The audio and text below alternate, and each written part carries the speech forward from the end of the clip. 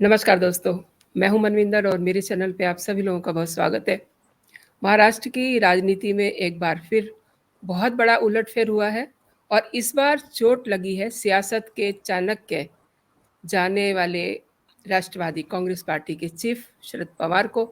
और शरद पवार के भतीजे और पार्टी के वरिष्ठ नेता अजित पवार चूंकि बागी हो गए हैं। अजित पवार ने शिंदे सरकार में शामिल होते ही डिप्टी सीएम का शपथ भी ले लिया है, यानी कि वो डिप्टी सीएम बन गए हैं।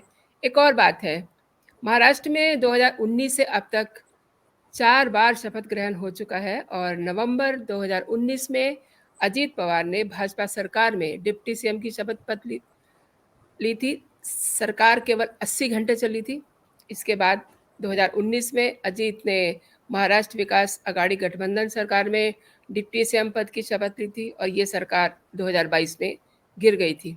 इसके बाद 30 जून 2022 को एकनाथ शिंदे ने मुख्यमंत्री पद की शपथ ली और चौथा शपथ ग्रहण एक बार फिर अजीत पवार का हुआ 2 जुलाई, यानी कि कल उन्होंने डिप्टी सीएम की शपथ ली। अब इसमें कई सवाल उठ रहे हैं। शरद पवार को क्या अब करेंगे क्या वो? विपक्षी एकता का क्या होगा? एक सवाल और भी है इन्हीं सवालों से जुड़ा हुआ कि आगे की अब रणनीति क्या होगी शरद पवार की। तो इन सब बातों पे हम चर्चा करते हैं। मेरे साथ वरिष्ठ पत्रकार पुष्पेंद्र शर्मा जी जुड़ चुके हैं। पुष्पेंद्र जी, आपका बहुत बहुत स्वागत है। माइक खोलिए। नमस्कार, आपके दर्शकों का भी अभिवादन। सर, महाराष्ट्र की राजनीति में जल्दी जल्दी हो रहे घटनाक्रम किस तरीके से देख रहे हैं आप? बड़ा मजा की चीज है राजनीति। ये एक डायलॉग था एक फिल्म में और वही मजा आ रहा है जैसे कोई जी फिल्म जी चल रही हो।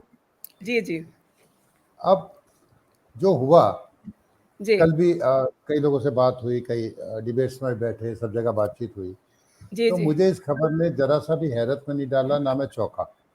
जी जिस दिन ड्रामा हुआ था कि पहले शरद पवार साहब इस्तीफा देने लगे, फिर उन्होंने सुप्रिया सुले को और प्रफुल्ल पटेल को कमान सौंपी, तो जी यानी कि सुप्रिया सुले को ही एक तरह से उन्होंने कमान सौंपी थी।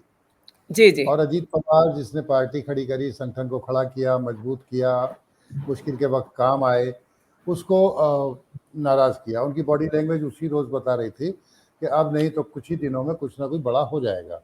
जी जब जी उनसे उस समय पूछा क्या था तो उन्होंने कहा था कि नहीं नहीं नहीं, मैं तो खुश हूँ, मेरे पे तो विपक्ष का नेता हूँ, मैं अभी तक नेता विपक्ष हूँ।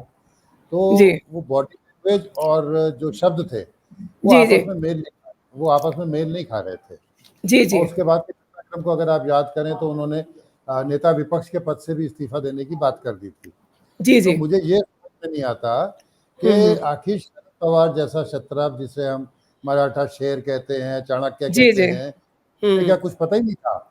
और ऐसा ये हम्म। कैसे हो जाता है महाराष्ट्र में कि जब शिंदे वाला प्रकरण होता है तो उद्धव ठाकरे सोते रह जाते हैं, उनका कालीन खींच के 40 विधायक जो है गुजरात चले जाते हैं, फिर वहां से असम चले जाते हैं। और हम्म। ऐसे ही जो है कल होता है अचानक जो है सुप्रिया सुले हम्म। उसी बैठक में थी, हुई थी भाप पाई, वो हम्म। चली, वो जैसी बाहर निकलती हैं तो ये हम्म। राजभवन की तरफ चल देते हैं। तो हम्म। ऐसे चादर खींच लेना और इस तरह से होना, ये मतलब ये महाराष्ट्र में ही दिखाई दे रहा है। अब इसके हम्म। पीछे जो एक मजबूत ताकत है, वो मजबूत ताकत है भारतीय जनता पार्टी और वहाँ के जी चाणक्य। जी वहाँ के चाणक्य हैं अमित शाह। जी और अमित शाह को किसी ने परेशान किया हो, अपमानित किया हो और उससे वो बदला ना ले, उसे छोड़े ना, ये तो संभव है नहीं। हम्म। जब पहले अजीत पवार ने शपथ ली थी, रात वाली शपथ ली थी, फिर 80 हम्म। घंटे में चाचा के कहने से मान गए थे और हाँ शिवसेना ने जो धोखा दिया था, तो जी वो अमित शाह उसे बर्दाश्त करके बैठ जाएंगे चुपचाप? क्या इन्होंने हम्म। ये मान लिया था उद्धव ठाकरे ने और शरद पवार ने?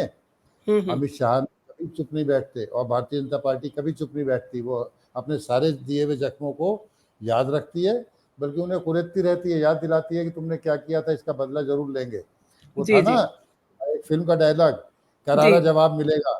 तो ये उसी जी तरह की बात है और वो करारा हम्म। जवाब पहले उन्होंने उद्धव ठाकरे को दिया और हम्म। अब उन्होंने जमीन छीनने की कोशिश की है शरद पवार की। शरद पवार आज बहुत दहाड़ रहे हैं, सतारा में भी थे, वहाँ जी समर्थक जी भी जुटे हैं। और हम्म। इसमें भी कोई शक नहीं है हम्म। कि अभी एक परीक्षा बाकी है। वो परीक्षा का जो रिजल्ट है वो है मतदाताओं के हाथ में। जी, जी, शायद ऑब्वियसली, तभी होगा, ऑब्वियसली। पता तभी चलेगा कि हुँ, हुँ। शिंदे गुट को महाराष्ट्र की जनता ने असली शिवसेना माना, और जी, क्या अजीत पवार के गुट को असली राकापा मानते हैं, नेशनल एनसीपी मानती है जनता या नहीं मानती। जी, जवाब जी। इसका तभी मिलेगा। लेकिन हुँ, राजनीति में सब कुछ जायज़ है।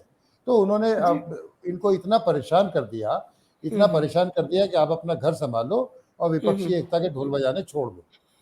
इससे वहाँ उलझा के रखें, और ये एक अच्छी रणनीति है। अगर आप लड़ाई में भी जाते हैं, युद्ध की जी, भी करते हैं बातें, तो वहाँ यही होता है कि दुश्मन को छलावा देने के लिए किसी और जगह फायरिंग की जाती है, उसको जी। कवर फायर कहते हैं, और हुँ। दूसरी तरफ से एंटर होके पीछे से हमला किया जाता है। तो जी, ये जी। एक अच्छी स्ट्रेटजी है, अच्छी रणनीति है जो भारतीय जनता पार्टी ने बनाई उनको परेशान करने की। जनता जब हुँ, फैसला देगी देगी। हालाँकि ये बड़े कयास लग रहे हैं कि हुँ, साहब हुँ। इसलिए वहाँ पे बीएमसी के चुनाव नहीं कराए जा रहे कि डर है भारतीय जनता पार्टी को। और जो ओपिनियन पोल हाल में आ रहे थे, वो भी बता रहे थे कि महाविकास अघाड़ी बड़ी मजबूत है। तो अब उस हुँ, हुँ। मजबूती को तोड़ना तो इनकी मजबूरी बन गई थी। हुँ, और हुँ। लोकसभा चुनाव पहले हैं, उसके हुँ। तुरंत बाद वहाँ विधानसभा के भी चुनाव होने हैं। तो जी, उससे जी। पहले सारे दांव-पेच आज़माए जाएँगे। लेकिन हुँ। सवाल ये है कि उसका मौका भारतीय जनता पार्टी को किसने दिया? इन्होंने ही दिया। जी, जी। इन्होंने ही इनकी मौका दिया। आपसी आपसी लड़ाई ने। सर, आपने बहुत अच्छा बताया कि राजनीति में ऐसा ही कुछ तमाशा होता है। लेकिन पवार के लिए बहुत बड़ा सदमा है। हालाँकि वो ये शो नहीं कर रहे हैं और वो जनता के बीच में भी जा रहे हैं, जैसे कि आज सुबह वो सतारा में उन्होंने लोगों से बातचीत की। और एनसीपी में अजीत पवार की जो बगावत है, उसके बाद पार्टी किसकी होगी, इसको लेकर के भी खींचतान शुरू हो गई है। और अजीत पवार अपने आगे के जो उनके रणनीति है, उसको लेकर बातचीत कर रहे हैं। लेकिन इसके बीच में एक बड़ा सवाल ये है कि अब शरद पवार का अगला कदम क्या होगा?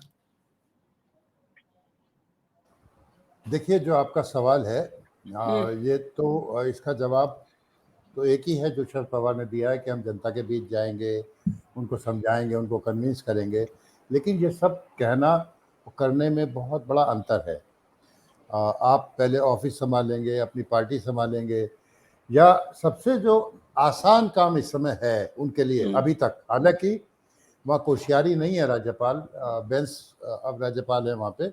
जी। लेकिन भूमिका में बहुत ज़्यादा अंतर मैं देखता नहीं हूँ, हुँ। और ना व्यवहार में बहुत अंतर देखता हूँ।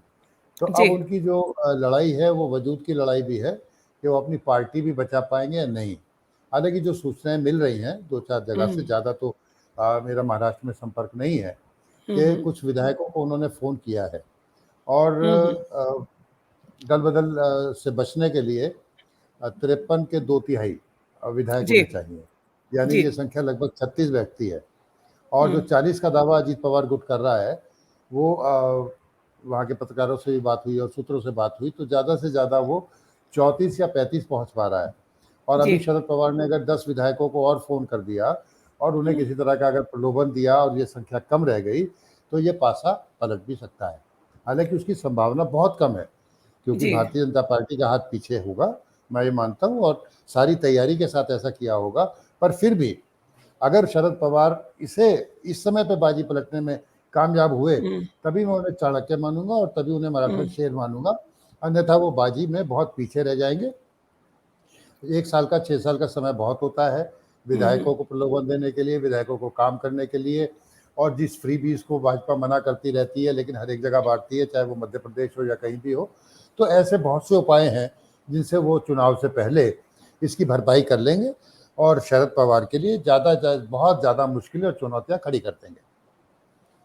अच्छा, कल आपने भी देखा होगा कि अजीत पवार ये कह रहे हैं कि आई एम एनसीपी।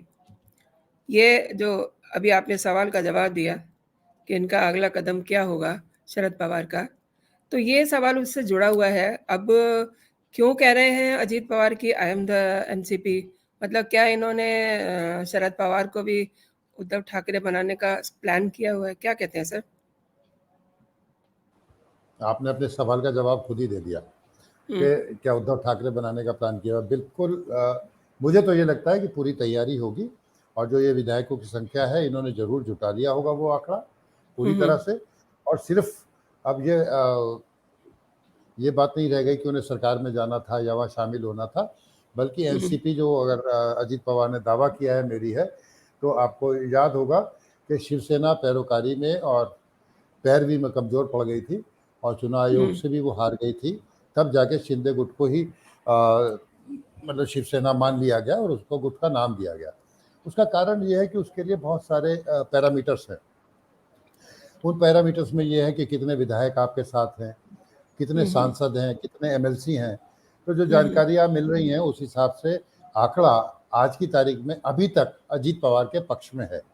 और अगर ये ऐसा ही रहता है, ये आंकड़ा मेंटेन रहता है, तो फिर उनकी बात गलत नहीं होगी अजीत पवार की कि आई एम एनसीपी, फिर वो सही कह रहे हैं, बशर्ते कि पहले संजय राउत की तरह ये हल्के ना पड़ जाएं और अच्छी पैरोकारी अगर ये कर लेते हैं या अपनी तैयारी कर लेते हैं मुकदमा लड़ने की, तो हो सकता है एनसीपी को शरद पवार तब किसी दशा में बचा पाए। लेकिन जैसा मैंने पहले कहा, सबसे पहले ज़रूरी है कि उनके 40 के आंकड़े से उन्हें 36 के आंकड़े से बहुत नीचे ले जाना। अगर शरद पवार पहले कदम में ऐसा करने में सफल हो गए, तब कहानी नई शुरू होगी। आपने सर आंकड़ों की बात की, तो शिंदे गुट की अगर बात करें तो 288 संसदीय विधानसभा में 145 पर बहुमत है। तो ऐसे में फिर मतलब शिंदे गुट का क्या होगा? एक सवाल ये भी उठता है यहाँ। अब किया है आपने खाटी पत्रकार वाला सवाल। ये भारतीय जनता पार्टी सबको अपनी हैसियत में रखना जानती है जी। और अजीत पवार के आने से लाभ भारतीय जनता पार्टी को बहुत ज़्यादा हुआ है, इस मायने में कि कल को अगर शिंदे गुट कहीं ब्लैकमेलिंग की स्थिति में आए या बार्गेनिंग की स्थिति में आए, तो उनको ये संदेश दिया जाए कि तू अकेला नहीं है, हमारे पास और भी बहुत है। और ये बातें भी क्या चल रहे थे, इसके लिए आपको अपने दर्शकों को थोड़ा सा याद दिला देना चाहिए। आपको याद होगा थोड़े दिन पहले वहाँ भी विज्ञापन युद्ध हुआ था। जी, और जी। एक सर्वे हुआ जिसमें शिंदे ने अपने को फडणवीस से ज़्यादा लोकप्रिय दिखाते हुए विज्ञापन जारी कर दिया था। जी। हालांकि बाद में फिर उसका थोड़ा सा खंडन मंडन किया गया, जी, लेकिन कॉन्ट्रडिक्शन के अंदर। हाँ, लेकिन आपस की जो एम्बिशंस थी, उसकी जो महत्वाकांक्षा थी, वो उन्होंने जता दी थी।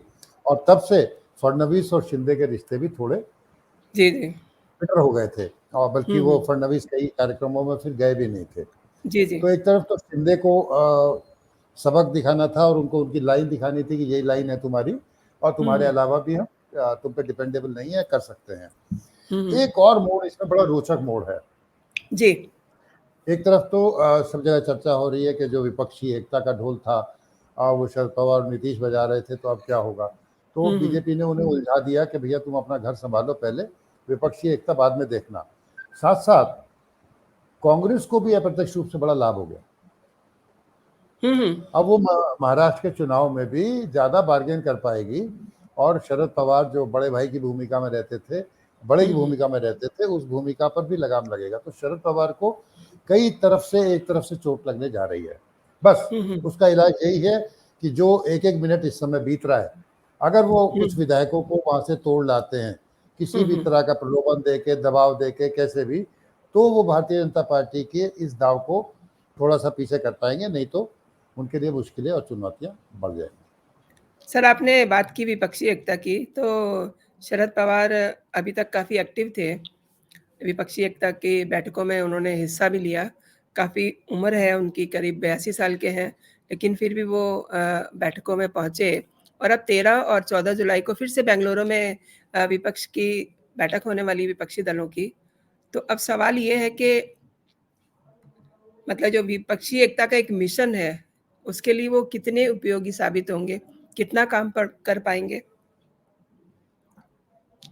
देखिए, मैंने पहले भी कहा कि भारतीय जनता पार्टी ने एक तीर से कई निशाने साधे हैं। इस ऐसे समय पे ये हुआ है उठापटक, जिससे जो विपक्षी एकता का मिशन चल रहा था, उस पर भी इसका बहुत असर पड़ेगा, क्योंकि शरद पवार एक तरफ तो अपना घर संभालने में व्यस्त हो जाएंगे, और दूसरी तरफ उन पर ये उंगलियां भी उठने लगेंगी कि जो अपना घर नहीं संभाल सका, वो देश क्या संभालेगा, और विपक्षी एकता की बागडोर कैसे संभालेगा। ये सारे सवाल प्रश्न चिन्ह उस मराठा छत्र पे लगा दिए, जिसकी तरफ कोई उंगली नहीं उठाता था। और जी, वक्त जी। बड़ा बेरहम होता है, और इतिहास अपने को बहुत दोहराता है। जब सोनिया गांधी का प्रधानमंत्री बनना हो रहा था और सारी बातें हो रही थी, तो जी, आपको जी। याद होगा कि तभी एनसीपी का गठन हुआ था, तभी पैदा हुई थी एनसीपी। जी। जी, जी। तारिक अनवर या संगमा और शरद पवार, जी, जी। है ना, ये तीनों लोग गए थे और इन्होंने पार्टी का गठन किया था।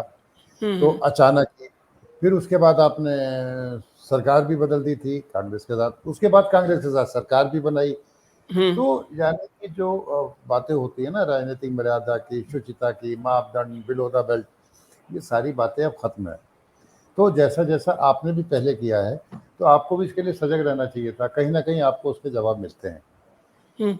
और जवाब यही है तुरंत प्रतिक्रिया, जो रैपिड एक्शन फोर्स होती है दंगे पे जाके काबू करती है। इसी तरह से अगर आप पे रैपिड एक्शन होते और आपने विधायकों को कल से अब तक कुछ काबू में किया होता, तो हुँ, मैसेज हुँ। अलग जाता। अब रही बात विपक्षी एकता की, तो उसमें इनकी भूमिका उतनी हुँ, प्रभावी हुँ। नहीं दिखाई देगी, क्योंकि खुद आदमी की जो नैतिक बल है वो कमजोर हो जाता है जब वो घर से कमजोर होता है। जब घर मजबूत होता है तो आप बाहर भी दहाड़ते हैं। जब आपका घर कमजोर है तो आपकी आपकी आवाज़ वहाँ भी कमजोर हो जाएगी, हुँ, और हुँ। आप उस सौदेबाजी या उस नेतृत्व की उस पंक्ति में नहीं खड़े हो पाएंगे जो आज तक हो रहे थे। जी, जी। एक और सर आपसे बात जानना चाह रही हूँ कि दल-बदल कानून भी है हमारे यहाँ। तो मुझे लग रहा है कि इन जो अजीत पवार के सामने स्थितियाँ हैं, वो इस कानून के साथ शायद से अपने आप को कंफर्टेबल महसूस कर रहे हैं। आप क्या कहते हैं सर? अगर वो 40 का दावा कर रहे हैं तो दल बदल कानून से बिल्कुल ऊपर है, और शिंदे गुट के समय भी यही तैयारी वो करके गए थे। आप हुँ, देखिए कि हुँ। पहले गुजरात का पता चल रहा था कि 9 विधायक है, फिर 26 हुए, जी, फिर 40 40 हो से गए, तो 40 से उन्होंने अधिक वो, का दावा कर रहे हैं। हाँ, तो उन्होंने संख्या तोड़ ली, ये भी 40 से अधिक का दावा कर रहे हैं। मैंने अभी हुँ, उसी का हुँ। ज़िक्र किया था कि इनके पास 35 है या 40 है, जी, दोनों जी। में भारी अंतर है। अगर 35 है तो दल बदल विधेयक कानून लागू हो जाएगा, अगर जी, जी। 36 का आंकड़ा पार कर लेते हैं तो नहीं होगा। तो यही जी, जी। कानून कहता है, और मुझे लगता है कि इसकी इन्होंने पूरी तैयारी की होगी। और हुँ, फिर हुँ। भाई राज्यपाल बेंच साहब तो बैठे ही हैं, जी, जी, जी, जी। तो स्पीकर नार्वेकर भी आपके हैं, और हुँ, वो हुँ। भी हैं, उसके लिए आपको समय भी मिल जाएगा। सवाल हुँ, ये है हुँ। कि शरद पवार कितनी तेजी से इस आंकड़े को तोड़ते हैं। हुँ, अगर हुँ, शरद हुँ, हुँ। पवार इस आंकड़े को नहीं तोड़ पाए, तो फिर उनकी तैयारी तो पूरी है। कोई दल बदल विधेयक कानून से ऊपर उठकर ये पूरी एनसीपी ले लेंगे, दल बदल क्या, वो तो कह रहे हैं कि सारी एनसीपी हमारी है और सारे विधायक हमारे साथ हैं। बल्कि बातों जी। बातों में तो बार बार ये कह रहे हैं कि शरद पवार की सहमति है, उनका आशीर्वाद हमें प्राप्त है, हालांकि सबको मालूम है कि ऐसा नहीं है। जी, जी। वो तो तो दल बदल सुबह विधेयक, अगर आंकड़ा इन 40 का है तो दल बदल विधेयक कानून की तो मुश्किल इनके सामने आने वाली नहीं है। हुँ, हुँ। सर अजीत पवार का अगर इतिहास देखें, तो 2019 को याद कीजिए आप। क्या वैसा फिर तो नहीं कर सकते मतलब शरद पवार की बातों में आ जाएँ क्योंकि शातिर नहीं, वो इस भी बार बहुत हैं। स्थिति नहीं, नहीं, नहीं, इस बार स्थिति थोड़ी क्योंकि अलग है, इस बार क्योंकि ये, अगर आप ये कहते हैं कि बीजेपी इसके पीछे खड़ी है, तो बीजेपी कोई ऐसा गेम नहीं खेलेगी जो कच्चा हो, जिसे कहते हैं ना कच्ची गोलियाँ। क्या बोलते हैं आप? बिल्कुल आप ठीक कह रही हैं, मुझे भी नहीं लगता कि कच्चा खेल खेलेंगे। और दरअसल उस समय तो अजीत पवार वॉशिंग मशीन में गए थे। जी, जी। उस समय याद होगा आपको कि वो कितनी मुसीबत में थे और उन पर कितने मुकदमे थे, ईडी की जांच चल रही थी। हुँ, और हुँ, जैसे हुँ, ही वो हुँ। भारतीय जनता पार्टी के खेमे में 80 घंटे के लिए गए थे, तो वो मशीन से जैसे सफ़ेद कमीज आ जाती है ना बिना दाग वाली, ऐसे वो हुँ, निकल कर हुँ। आ गए थे और उनकी मुसीबतें दूर हो गई थी। हुँ, तो हुँ। इस बार अब उन्हें वो मुसीबतें नहीं है। और दूसरी बात, अब परिवार में जो चुनौती थी, जब उन्हें लगा कि रास्ते बंद हो गए हैं और हुँ, सारी हुँ। विरासत सुप्रिया सुले को मिलने जा रही है, तो फिर हुँ, उनका हुँ। कोई रास्ता बचता नहीं था ना। हुँ, इस हुँ। समय कोई कहता रहे हम देश हित में मोदी जी बड़ा अच्छा काम कर रहे हैं इसलिए हम उनके साथ जा रहे हैं, ये तो जुमले हैं, कहे जाते हैं, ये तो कहे जाते हैं। तो ये हुँ, सिर्फ हुँ। सिर्फ और सिर्फ जुमलेबाजी हैं। और मुझे नहीं लगता कि इस बार दल बदल विधेयक कानून में ये फंसेंगे, क्योंकि हुँ, पीछे हुँ। भारतीय जनता पार्टी जैसी ताकत है जो एक एक कदम फूक कर उठाती है। तो मुझे नहीं लगता कि इस कानून से इन्हें कोई मुश्किल आने वाली है। ये जो कुछ भी महाराष्ट्र में हुआ, एनसीपी में जो दरार आई है, इसके बाद मल्लिकार्जुन खड़गे और सोनिया गांधी ने, राहुल गांधी ने भी इनफैक्ट और ममता बनर्जी ने भी शरद पवार को फ़ोन करके अपना सपोर्ट जताया है। तो ये क्या शो करता है सर? ये तो औपचारिकता जरूरी है शरद पवार को आखिर तक अपने साथ रखने के लिए, या कोई दुख की घड़ी है, उनके साथ एक ट्रेजिडी हुई है, ये औपचारिकता तो सब करेंगे ही कि भाई उनको समर्थन जुटाएं। इससे क्या होता है कि आपके पुराने साथी हैं और हुँ। अभी तक उन्हें शरद पवार की ज़रूरत है। अजीत पवार तो उनके साथ आएंगे नहीं अगर वहाँ चले गए हैं। तो शरद पवार से दुख के समय पे क्यों ना बात करें? अगर नहीं बात करेंगे तो आगे के रिश्ते कैसे नहीं, चलेंगे? आई और हो मीन सकता है कोई सिंपैथी, रणनीति भी बनाना चाहेंगे। नहीं, सिंपैथी सिंपैथ भी है और कोई हाँ, रणनीति भी होगी जिस पर वो बात कर रहे होंगे, मुझे ऐसा लगता एग्ज़ैक्टली। जी, जी। मतलब वो जो इनका रणनीति है, वो कुछ दिखाई दे रही है आपको? है। हाँ, बिल्कुल होगी। भाई विपक्षी एकता की जब बात कर रहे हैं, तो हुँ, ऐसे हुँ। में उनको इग्नोर नहीं कर सकते वो शरद पवार को ना। अगर वो मुसीबत में हैं, कुछ है, तो उन्हें बात करना तो ज़रूरी था ही एटलीस्ट। हुँ, हुँ। बात करना तो ज़रूरी था। और जो स्ट्रेटजी अगर कुछ बन रही होगी तो वो अभी नहीं सामने आएगी, लेकिन धीरे-धीरे सामने आ जाएगी। पर स्ट्रेटजी क्या करेंगे सिवाय इसके कि आप गए हुए विधायकों को तोड़ें, उन्हें वापस लाएँ हुँ। अपने खेमे में। इसके अलावा एज़ ऑफ नाउ तो कोई और स्ट्रेटजी है नहीं। विपक्षी जी, एकता जी। तो आज के दिन दूसरी सेकंड प्रायोरिटी है। पहली प्रायोरिटी हुँ। तो महाराष्ट्र को की है ना। जी, जी। संजय राउत ने भी आज एक ट्वीट किया है कि अजीत पवार का कैबिनेट में आने का मतलब है, एकनाथ शिंदे जा रहे हैं। ये बिल्कुल जैसे अभी आपकी हमारी बात हुई थी हुँ। कि भारतीय जनता पार्टी सबको काबू में रखना और हैसियत में रखना जानती है। हुँ, हुँ। शिंदे ने क्योंकि वो विज्ञापनवार छेड़ के एक पंगा लिया था, तो उसका जवाब शिंदे को अजीत पवार के आने से मिल गया। और जिसे कहते हैं सत्ता संतुलन, है ना, हुँ। बैलेंस ऑफ पावर, वो बीजेपी ने कर दिया है। तो हुँ, संजय हुँ। राउत को तो ये कहने का मौका मिलेगा ही कि शिंदे अब तेरा क्या होगा? ये डायरेक्ट था हुँ। ना, खाली अब तेरा क्या होगा? तो शिंदे अब तेरा क्या होगा? शिन है ना? राउत जी, तो जी। आए गए हैं, भले ही वो हुँ, डिप्टी सीएम हुँ। आए हैं, लेकिन एक एक बैलेंस बन गया है। तो शिंदे जिस पोज़ीशन में थे, उनकी पोज़ीशन पे थोड़ा असर पड़ेगा। थैंक यू सर, आपने मेरे दर्शकों को जानकारी दी। आपका बहुत-बहुत शुक्रिया। नमस्कार। तो आपने दोस्तों देखा कि वरिष्ठ पत्रकार पुष्पेंद्र शर्मा जी ने किस तरीके से आपको बहुत विस्तार से जानकारी दी महाराष्ट्र के जो भी घटनाक्रम वहाँ हुआ है उसको लेकर के।